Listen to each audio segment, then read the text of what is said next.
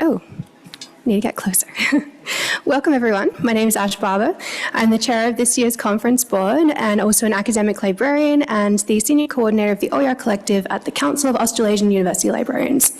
And it is my absolute pleasure to welcome you to the 2025 Open Education Conference on behalf of our full board, who are some here in person today and some online. It is an honour to be part of the 22nd annual gathering of the Open Education Conference community, and the second time we've gathered in a hybrid format. And I'm so excited to share this experience with you all. The Open Education Conference would like to honour and acknowledge that the land on which we convene is the traditional territory of the Ute, Cheyenne and Arapaho peoples. We also recognise the 48 contemporary tribal nations that are historically tied to the lands that make up the state of Colorado. The theme for this year's conference is Eyes on the Horizon. Drawing inspiration from Colorado's vast mountain ranges, this theme embodies a forward-looking perspective where resilience, innovation, and determination navigate the current turbulent times and chart the future for education worldwide. In her book, Emergent Strategy, one of our keynote speakers this year, Adrienne Marie Brown, quoted the poignant Maya Angelou poem On the Pulse of the Morning. And I'd like to read it here today as I think it's quite apt. Each new hour holds new chances for new beginnings. Do not be wedded forever to fear, yoked eternally to brutishness. The horizon leans forward, offering you space to place new steps of change. As our horizon leans forward, where are we going to place our steps? How do we do this with intention and together? Let's keep our head up, our eyes forward on that horizon, and step forward to feel our pulse quicken, reinvigorated, in community, in purpose. We'd of course also like to take a moment to acknowledge the generous support of all of our sponsors who are essential to the success of our conference. Please make sure you take a moment to visit their booths in the pre-conference space and their virtual profiles instead. Sponsor support helps us expand conference access through scholarships and ensures this event can continue to offer sustainability year after year. So thank you so much to all of our sponsors. We'd like to extend a very special thank you to the William and Flora Hewlett Foundation and to the Open Education Association for their support. We'd also like to thank the Michelson 20mm Foundation, and also thank you to OpenStax. Now I'd like to hand things over to Gabby Hernandez from the organising team at Spark. Thank you.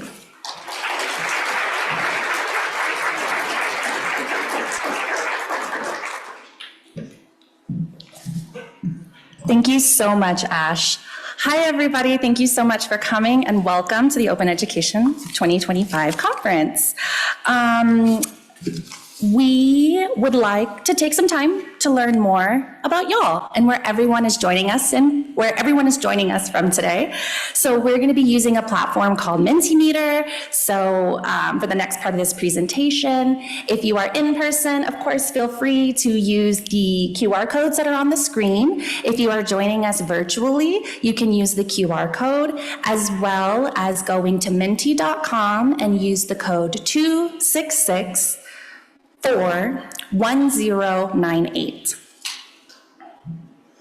And we're also going to post that in the chat. So as we give everybody a second to join in and we'd like to ask the first question, which is learning where everyone is joining us from. Thank y'all so much. It looks like we have a lot of people from Denver, obviously, with all of us here. We also have some people coming from Wyoming, California, Florida, Oregon, Arizona. Oh, I also see I saw somebody from Houston. That's my hometown. Hi, Texas. We also have other places. It looks like people from around the world are also joining. So thank you so much for your participation. We also wanted to share this map, which shows where all our registered attendees are from, and both in person and online. And we are absolutely thrilled to be able to say that we're being joined by all 50 US states.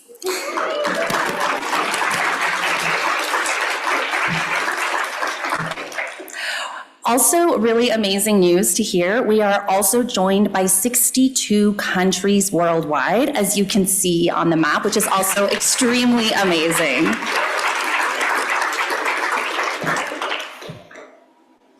It's so amazing to see all the representation from all around the world represented in open education. So our next question is, how many times have you attended OpenEd? Wow, we have so many first-time attendees. Definitely the highest, 1 time, 2 to 3 times is joining. I think this is my 4th OpenEd, so that would be me in the little blue. 10 plus times, that's absolutely amazing that we continue to have such strong representation at our conference. So with those first-time attendees, if you could please, if you're joining us virtually, please react with the heart and the Minty so we can see all your beautiful hearts coming through. And if you are, and we'd like to give a round of applause to all of those in-person attendees that are here for the first time. Thank you so much for joining us. And now, so thank you everyone for participating, and I'd like to hand it over to a board member, Nicholas Swales from Colorado Northwestern Community College.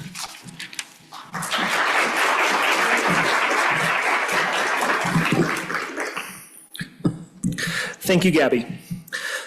Now, it's my great honor to welcome to the stage someone who has long championed innovation and affordability in education, Colorado Governor Jared Polis.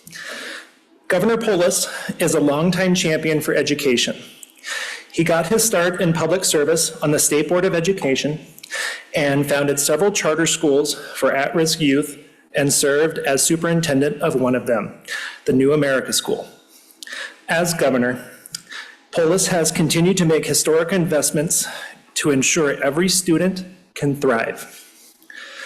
Under his leadership, Colorado continues to save Coloradans money and make it easier and more affordable to get the skills and education to get a good job and build a prosperous future.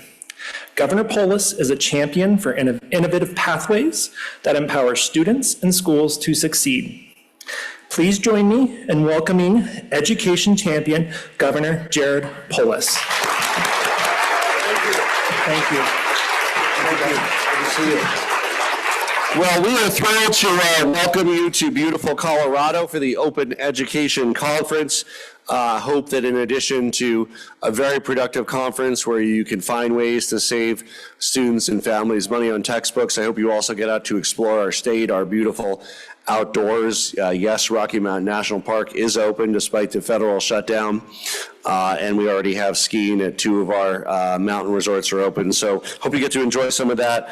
I want to thank the Open Education Conference Board, Colorado OER Council, our OER Education and Learning Innovation Unit, and many others. The theme of this conference is Eyes on the Horizon, which really in many ways speaks to our approach here in Colorado. We're always looking around the corner to embrace opportunity, what's next, innovative ways to make life easier and more affordable for every Coloradan. Education really opens the door of opportunity for everybody. It's about individual opportunity, and collectively that's about economic success, the success of the private sector. Individual opportunity powering economic growth, the sum of the parts. And we've been engaged in efforts to make higher ed more accessible and affordable across the board. So whether it's making certain degrees lower cost and low-income students being able to attend college free.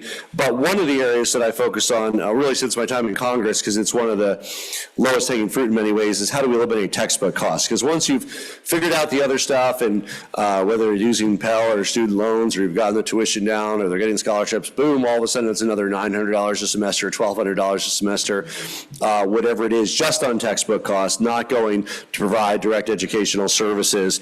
And yes, open resources provide the opportunity to effectively zero out that line for more and more students, saving families money, making education more accessible. And we challenge Colorado colleges and universities to expand their ways, their courses with zero-cost textbooks, and in fact even create what we call Z degrees, which are entire degrees where you can get a bachelor's, associates, and even master's graduate with zero textbook costs. Across the state, by the way, we now have over 2,000 courses that have moved to zero textbook costs, that have met that challenge that we laid out. And we have about 20 Z degrees, and they range. You can get a Colorado Northwestern Community College an associate's degree in the arts and sciences, zero textbook costs at CSU Pueblo, Spanish degree, zero textbook costs, nursing at Fort Lewis and University of Colorado, zero textbook costs, master's, showing for graduate school mechanical engineering at the School of Mines, which is we're the finest mechanical engineering program in the state. It's our technical university, no textbook costs. CU, mathematics major. Theater at Red Rocks, no textbook costs. So these are all part of our Z degree program. So it's at the course level, and then we want people to take a step back and say, how can we also show that the entire degree zeroes out those costs? And we've estimated that Colorado students have saved over $60 million that would have gone to textbooks. And we want to do more, and we will do more. And we look forward to, I think you'll interact with folks from Colorado here, and we want to learn from you because we would like to expand our Z degree programs and expand the number of zero textbook courses as well. And it's gatherings like this where we can come together and learn from one another and share ideas and best practices and really find better solutions that can, of course, provide the same or better, often better educational experience to people that are enrolled, and at the same time save substantial out-of-pocket money on textbook costs. So thank you for your time, your investment in this very impactful work, and I truly hope you enjoy your time in our beautiful state. Welcome.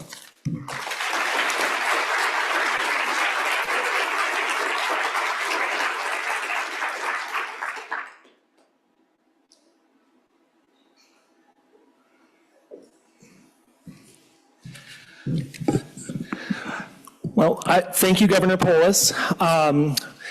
Very busy guy, has to run off. But what I wanted to say, and unfortunately he's not standing in the room, I can say, speaking just for Colorado Northwestern Community College, which he mentioned, we are a small rural community college in Northwest Colorado. We come from a community that doesn't have a grocery store, right? But without those grant funds, we wouldn't be where we are today, where we have 2 Z degrees, an Associate of Arts, an Associate of Science.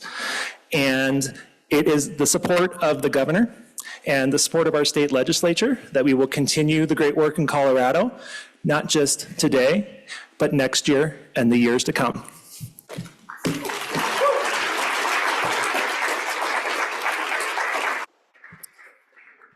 Next up, we're thrilled to spotlight the voices of Colorado's own students, the learners who are living the reality of today's classrooms and shaping the future of open education right here in our host state. Guiding today's conversation is our facilitator and board member, Pranjal, who is vice chair of the conference board and manager of the Open Education Lab at Ontario Tech University. Please join me in giving a very, very warm welcome to Pranjal and our amazing student panelists from across Colorado. Hello? Hello? I think it is. Hello? Can everyone hear me? Fine. Yes. Yes? Okay. All right. Okay, I just wanted to make sure everyone can hear me. Thank you, Aisha, for such a wonderful welcome. And hi, everyone. My name is Pranjal Saloni. I am coming from Toronto, Canada. I work at Ontario Tech University, which is located in Oshawa, Ontario, Canada. And I manage the Open Education Lab, which means that my full-time job is working with our Ontario Tech undergraduate students who are every day helping us curate, create, and publish OERs for our faculty and our students at Ontario Tech. So as you can tell, I'm very excited to hear from our local Colorado students. This panel is a chance to hear directly from students about how open educational resources and practices have influenced their academic journeys within the higher education landscape of today. Their perspectives bring to life the real impact of the work we're all here to advance. So thank you again to the three of you for joining. Without further ado, let's hear from our amazing panelists themselves. First, I'd like to ask each of them to briefly introduce themselves and share how they're involved with open education. So starting with Sebastian here. All right. Hello, everyone. My name is Sebastian Beretta. Thank you for having me here, especially, and these two companions. I am a business student from Colorado Northwestern Community College, like it has been mentioned before. I am a resident assistant there as well. I am a treasurer in our Phi Theta Kappa Honor Society chapter. I'm also a goalkeeper and a team captain for our men's soccer team. How I got involved with open education was through Phi Theta Kappa. I mean, that's as soon as I joined and became the treasurer, I learned how access and affordability impacts every student, especially at a community college like ours. Hello everyone, my name is Franklina De. I am a graduate student studying applied statistics and research methods at the University of Northern Colorado. I also serve on the Affordable and Open Educational Resource Committee at UNC. I work as a graduate assistant with the graduate school, and I also serve on the OER committee.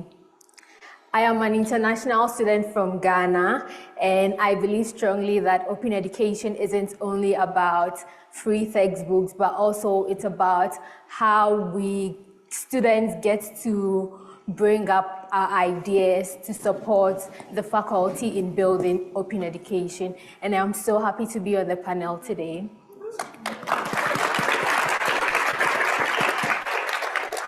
Hi everyone, my name is Antonio Tasaico, or I like to go by Tony, and I'm from a couple blocks down at the wonderful CU Denver, is where I'm focusing on secondary education in mathematics with an emphasis on applied mathematics.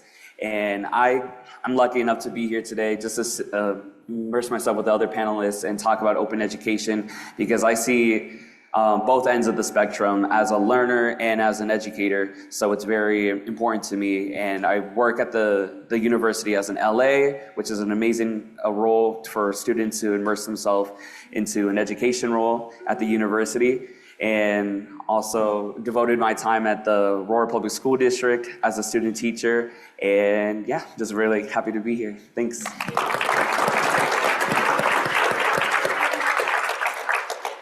Thank you all. It's so wonderful to see all the wonderful work that the three of you are doing at such a young age. So I'm very proud. I'm sure everyone here can say the same. So now I've got a couple questions for you guys. And the first one is, what are some of the pressing current issues facing students today? And how can open education help create a path towards a more equitable and sustainable education system? And any of you can go first. There's no particular order we have to follow. All right. I think the biggest issue, or biggest struggle recently of what I've heard from my peers is definitely affordability, access, and just that. As a community college, many people have jobs, and many people have families at home and still want to get their higher education. So just having this OER and OpenStax and all this, they don't have to worry about a textbook cost, and it's just one barrier that's basically eliminated. Yeah. Wonderful, thank you. All right, I'll also go next. So I believe most of the students are facing challenges now concerning the rising prices of living costs, and also about mental health issues and the digitalized I think, digitalized challenges. These are some of the challenges we are facing now. And then if we include things like textbook cost is going to be a very big problem. So OER is here to help us all to be able to cut down these costs. And with my university, we've realized a lot of improvements and a lot of good things that OER has done for us. And we are happy to be part of this whole OER movement. Thank you. I would say a lot of representation could be like a little bit of an issue currently going on, and just that's welcoming and a sense of belonging in a community or just any type of environment. Doesn't have to be educational, but that's what comes to my mind. It's just a lot of, as a first generation student, as a person of color, I believe that there's a lot that we could do and we are currently doing, which I find appreciative, and our actions and our decisions, they matter. And I wouldn't be here today if the educators in my life didn't make an impact for it. But yeah, thank you. Thank you for your wonderful responses. And I really love the fact that you mentioned representation, because that's a big one. And I think some of the challenges that you've mentioned are real world challenges that our students are facing. And it's so nice that not just all of us in the room who've been in the education field for a while, but you students are taking a step forward towards that. So thank you again. How can the people in this room best support students who are doing this work? Maybe we can switch up the order. Tony, would you like to go first? Can you say it again? I was like, can you say the question again? Yes, of course. How can the people in this room best support students who are doing this work?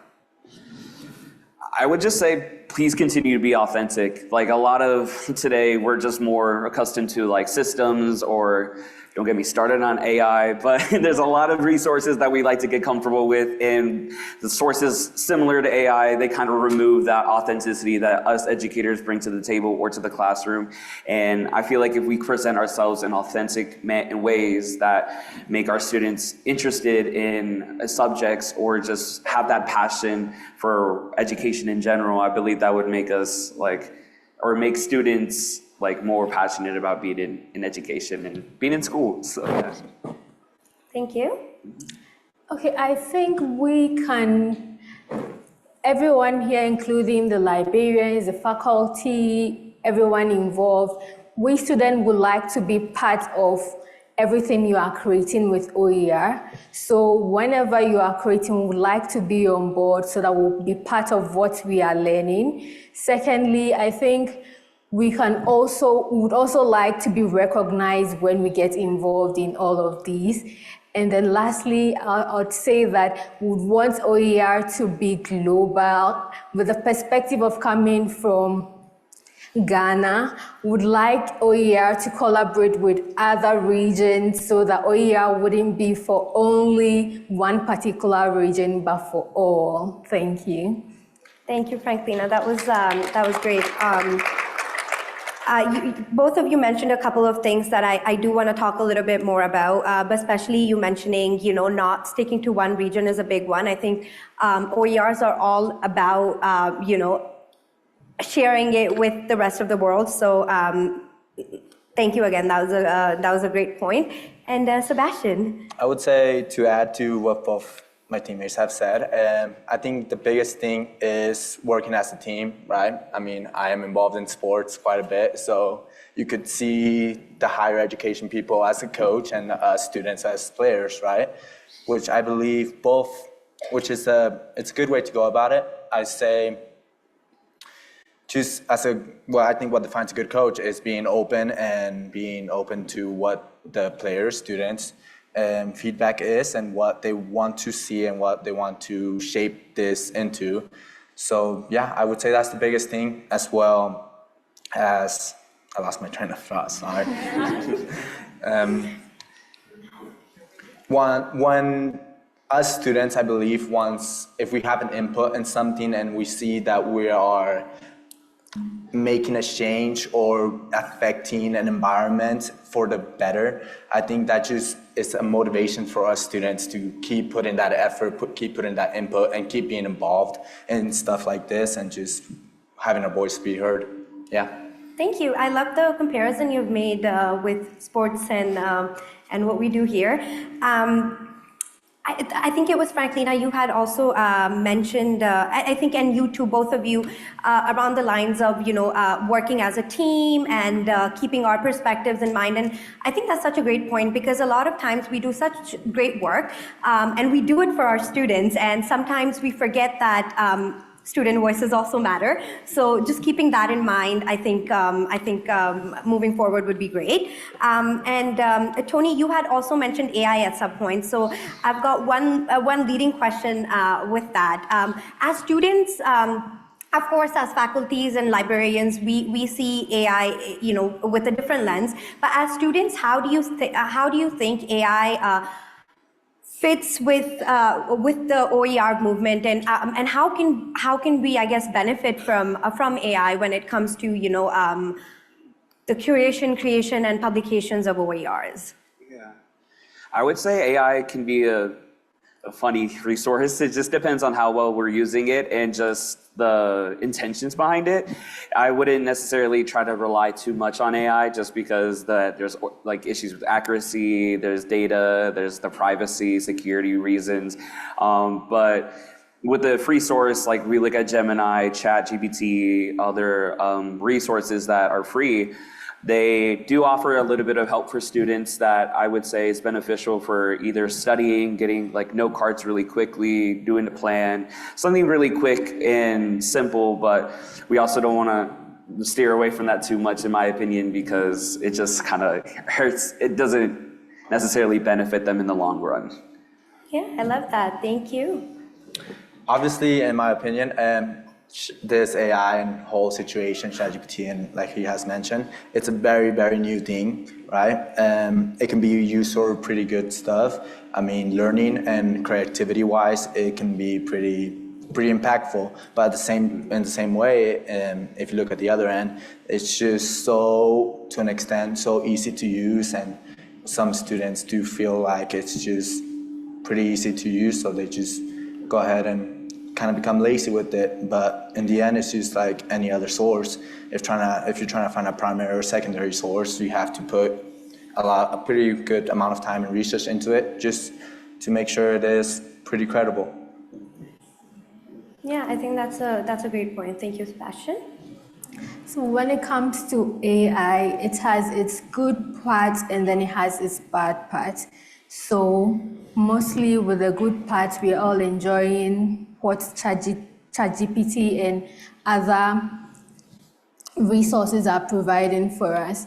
The issue that I think when it comes to AI that I particularly have is that where they are getting their resources from, it tends to be biased sometimes because of how the information are being, or the algorithm try to get the information.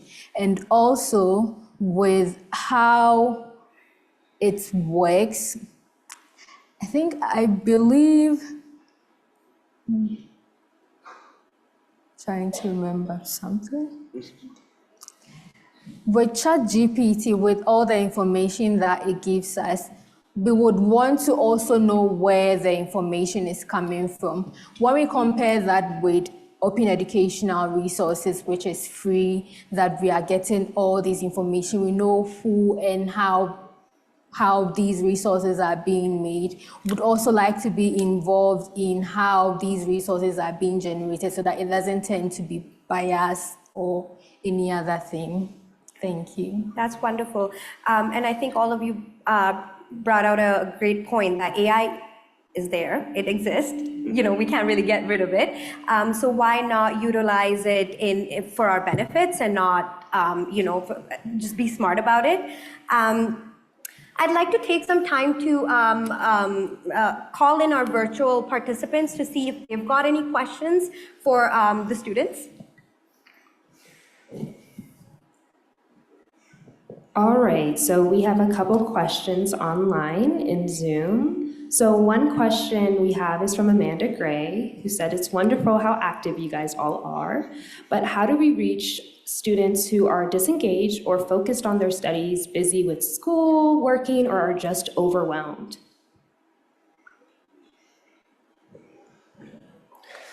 I find that question interesting because I kind of put myself in that situation, I'm not gonna lie.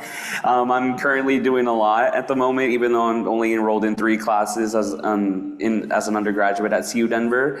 However, I feel like I have little to no time to kind of explore or go to events.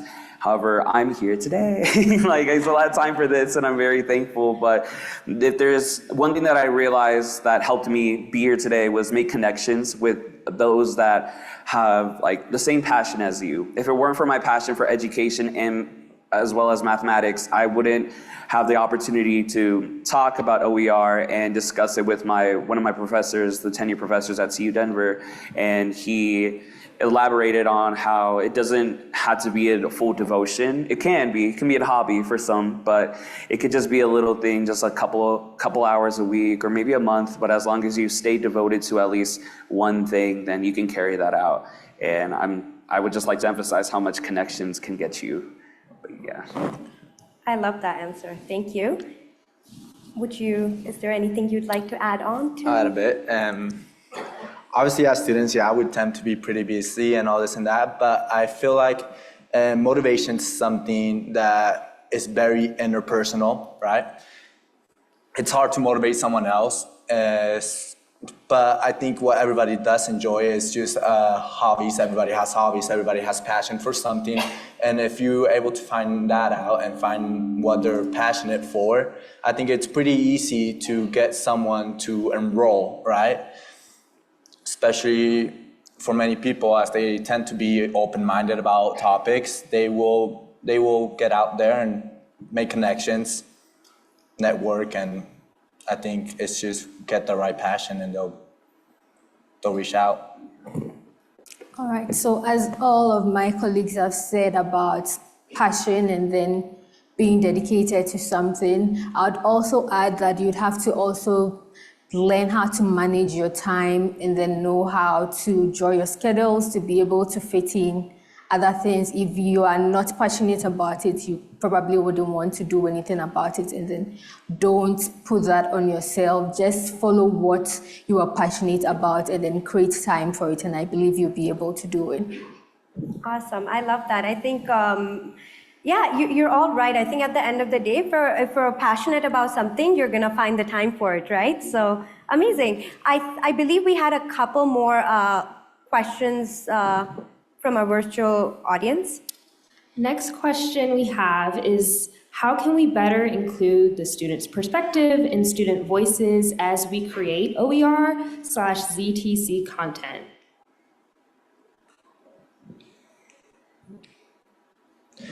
One thing I would say is, obviously, I think this is one thing that would be very college-wise, I believe. Obviously, you have a lot of student government in plenty of colleges. You have a lot of honor society as well.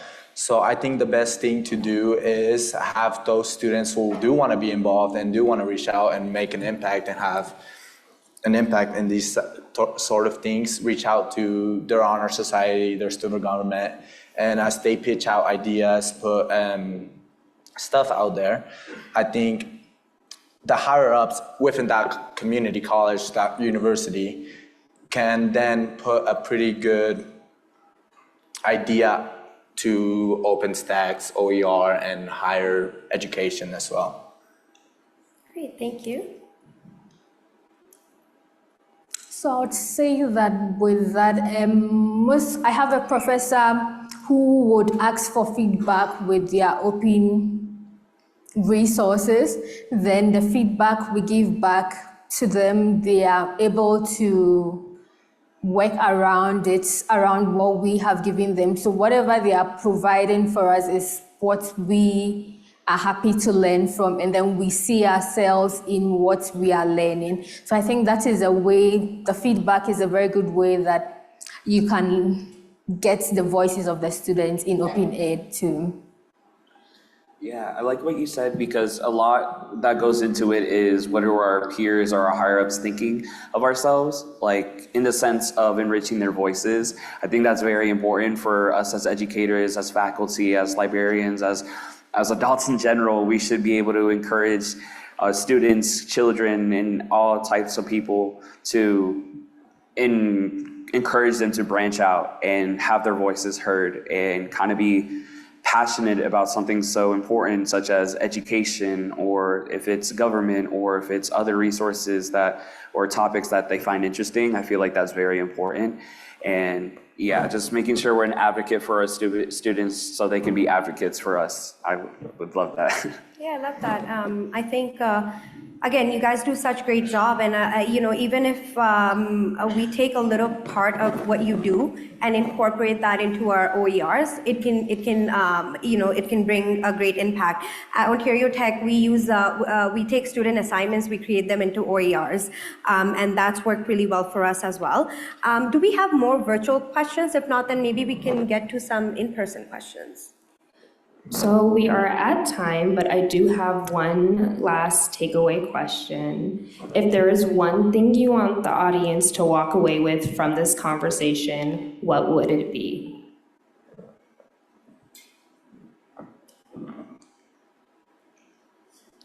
I would say my biggest thing, and I apply this very personally thing, is just authenticity is the biggest thing. So staying true to yourself, staying true to your values, who you are, I think is my biggest thing. I believe if you do stay true to who you are, what you want to represent, everything else is just gonna fall into place just like that. So, yeah. That's great. So one thing that I would like everyone to take away with during this conversation is that we students really want to get involved in OER, and then we would want the faculty to collaborate more with us when they are doing their OER. And also I'd also like that we also collaborate with other regions to make OER not to only one particular region. I like that answer. That's a good answer as well. She took it from me. I would just like to reiterate how much or how thankful I am for everybody here, and for those that couldn't attend or just educators throughout. I'm very thankful for what we're doing, although it's a tight subject to just be an educator, just be an advocate for our students. It's a challenging one, and I want to commend all of you that are so much mature than me, and I know I'm just starting out on my journey, but I want to recognize how much you're doing, and you're making an impact, because we're all here today because we've all had an impact from an educator just like you. So to keep being passionate and just stay strong. I know it's hard. I know it's hard. Barely, I know, but yeah, I just very thankful for educators. Thank you.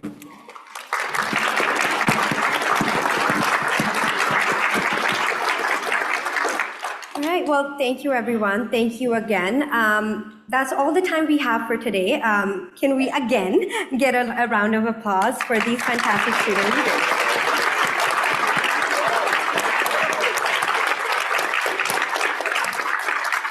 All right. I'd now like to pass it over to Haley Babb from the conference staff, and she will take us through a few housekeeping items. All right.